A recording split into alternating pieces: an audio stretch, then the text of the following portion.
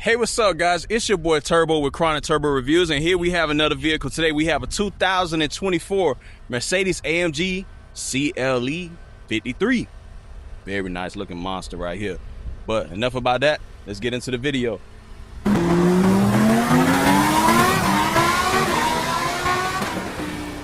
Right off the bat, we're gonna hop straight under the hood. Just look at this monster. We're talking about an inline-six making 443 horsepower, 413 pound-feet of torque, paired with a 9-speed automatic transmission. Man, 4MATIC all-wheel drive, 0 to 60 in 4.2 seconds. Can be 4.0 with the optional race start function. Top speed is limited to 155 miles per hour or 168 with the optional driver's package. Thing's an absolute monster.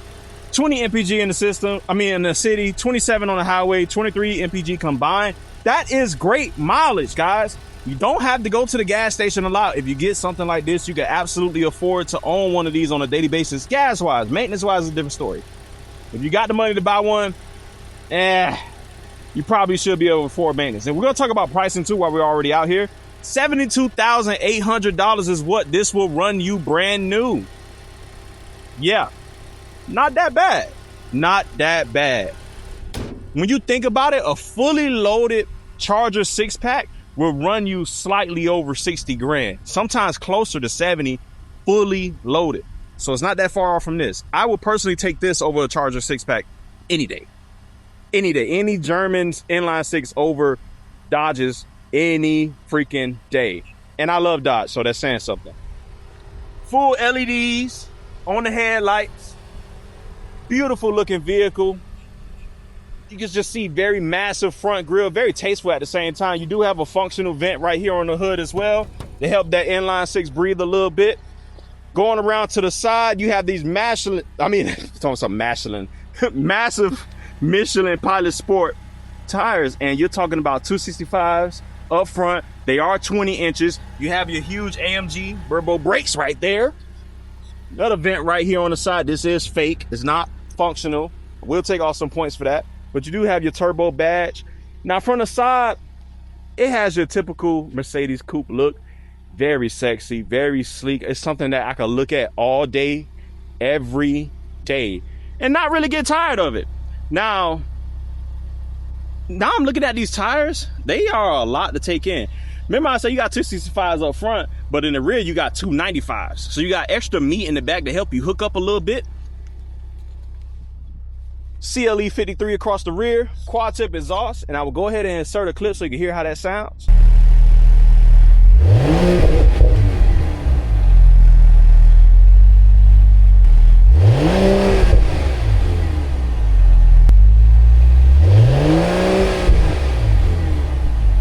All right, guys, that's enough about that. Now let's go ahead and get into the trunk. I have the key fob right here. As you can see, AMG. Very nice key, very solid. Feels super premium as expected from Mercedes. Now this is a used vehicle, so I want to notate that. So it is a bit dirty in certain areas, but it's not absolutely filthy. Otherwise I would not film it, trust me. But enough about that. Let's talk about trunk space on this bad boy. We're looking at 14.5 cubic feet of space.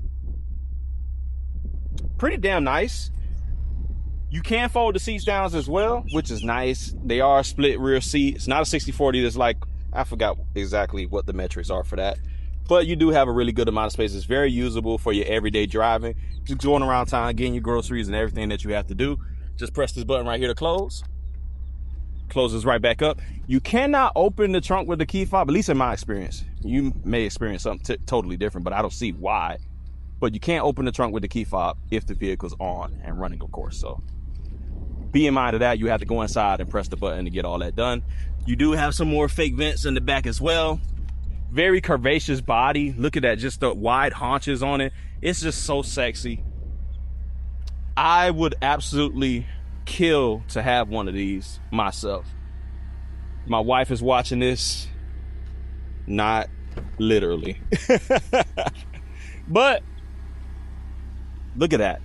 AMG right there as you enter, illuminated, letting everybody know what you got going on. But let's step back and talk about dimensions. We're talking about a curb weight of 4,420 pounds, a lift of 191 inches, a width of 76.2 inches, a height of 56.5 inches, and a wheelbase of 113.2 inches. Now we could go ahead and step inside the vehicle, talk about some of the stuff that you get on this bad boy. All right. Whew. All right, right off the bat, this is an extremely nice cockpit. I love it. You know, Mercedes has really upped their game as far as like materials and the design of their interiors. I love it the way it turns out now. Vents feel very nice. Got a nice little click to them. They're not very loose, which is awesome. Touchscreen, super responsive. They've done a lot of work to it, I can tell. So it's a lot more responsive than what it used to be in the past. Soft touch, leather up top. This is plastic. Doesn't have a lot of flex, so I can let it get it past. But $72,000, guys. $72,000. But at this day and age, you can get a Toyota for 72 grand. But here we go. You got some lighting right there on the side. Same thing over here. It's just absolutely gorgeous in here. It goes into the back seat as well. You have a full panoramic roof. Look at that. This car is just so luxurious, bro. Like, just sitting in here with the black headliner is just so mafia. I love it. That's gonna be my word for things that are boss. Mafia. This car is mafia, dude. Back seats, red seat belt, leather with the Alcantara right on the insert. Same thing for the rear. I'm not hopping back there, even though a decent sized human could fit back there. I say human because someone like me can't. I don't consider myself an average sized human. I'm way above average, actually. I'm 6'1" plus, so yeah, I'm a big guy too as well. Here's your sport mode selector, or your drive mode selector. I'm talking about some sport mode, but you can see you got comfort, individual, slippery, sport plus, and sport. So you can switch between those with this little shifter right here, which is awesome. Paddle shifters on the back, very nice feeling and a good size. Nice and metal, feels cold to the touch. I love it. Steering wheel wrapped in leather, feels pretty damn great. Here's your dynamic selector. You know, you got your traction control, your AMG dynamic mode right here. You can just toggle that with these little switches. Your home button for your actual screen over here. And this right here is for your gauge cluster.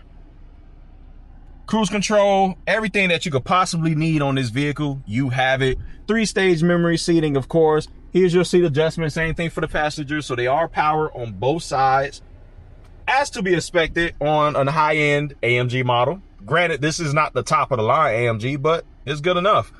This screen is 11.6 inches, by the way. I did want to note that. I didn't state it earlier, but yes, we're talking about 11.6 inches of screen space.